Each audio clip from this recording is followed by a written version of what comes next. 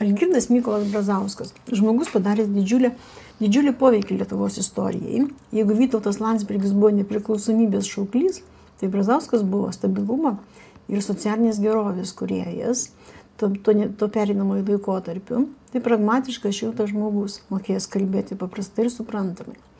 Šį kartą aš panagrinėsiu jo horoskopą iš karjeros pozicijos. Kodėl Brazauskas ir prie tarybinės valdžios užėmė patį aukščiausią postą bent jau Lietuvoje ir tapo CK pirmuoju sekretoriumi, ir nepriklausomai Lietuvoje tapo ir Seimo pirmininku, ir prezidentu.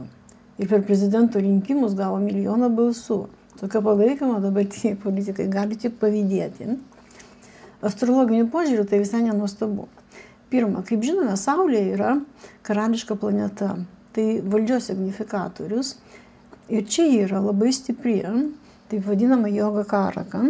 Planeta tampa Joga Karaka, kai jis susieja Kendrą ir Trikoną. Šiuo atveju tai yra 9 būstas ir 10 būstas. Tai yra karma ir dharma. Karma šiame kontekste tai yra veiksmas, o dharma tai žmogaus paskirtis.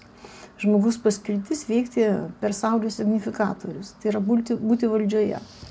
Be to 3 planetos.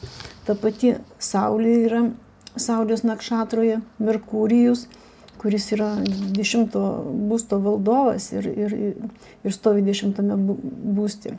Jisai yra Saulės nakšatroje ir Saturnas yra Saulės nakšatroje. Jos dar prideda žmogui jėgos veikti Saulės srityje. Antra, čia yra taip vadinama Šrinatha joga. Kaip rašo senoviniai vedų raštai, kai yra tokia kombinacija, žmogus tampa lyg dievų valdovas Indra. Šrinatha joga formuojasi, kai 7 būsto šeimininkas, šiuo atveju Merkurijus, dvynių šeimininkas, stovi 10 karjeros būste ir yra egzaltacijoje. Čia Merkurijus yra mergelėje ir yra egzaltacijoje. Ir čia dar turi būti 9 būsto šeimininkas, šiuo atveju Saulė, kaip jau kalbėjome, ir liūto šeimininkas Saulė stovi 10 būste. Ir tai šiuo atveju gauname Radža jogą, tai yra karališka joga. Ta prasme, kad 9 namo žmogaus paskirties šeimininkas stovi 10 karjeros socialinių pasiekimų būste. Ir vėl matome tą pačią dharmą ir karmą. Tokia joga yra įmanoma tik tai tuo atveju, jeigu kylantis ženklas yra šaulys. O šaulio šeimininkas yra Jupiteris. Ir Jupiteris vėl stovi 9 būste. Ir vėlgi čia Saulės signifikatoriai įjungiami dar kartelį. Kaip rašo senoviniai raštai, tokia joga duoda tokius gerus rezultatus. Tik tuo atveju, jeigu nėra pažeidimų, jeigu nė vienas malefikas neaspektuoja 10 būsto. Ir iš tiesų čionais nei Saturnas neaspektuoja, nei Rahu neaspektuoja, nei Marsas.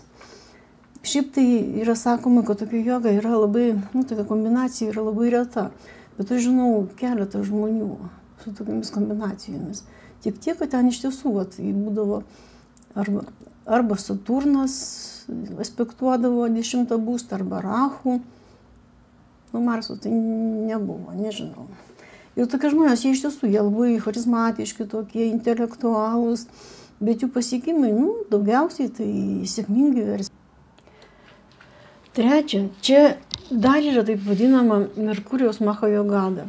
Paprastai, kai įsijungia Maha Jogada, žmogus net nesusimastydamas eina į tas sferas, kurias nurodo planeta, į tas sferas, kurias planeta valdo. Šiuo atveju Merkurijus 10 būsto šeimininkas, jisai yra 10 ir 7 būsto šeimininkas. 7 būstas tai yra 10 nuo 10. 7, 8, 9, 10. Ir jis taip pat dalyvauja karjeros formavime. 88 metais Brazauskas tapo CK pirmuoju sekretoriumi. Po to 23 metais buvo išrinktas jau nepriklausomas Lietuvos prezidentus. Ir jeigu mes pažiūrėsime Vimšą Toridašą, tai 88 metais kaip tik ir įsijungė Merkurijaus Maha Jogada.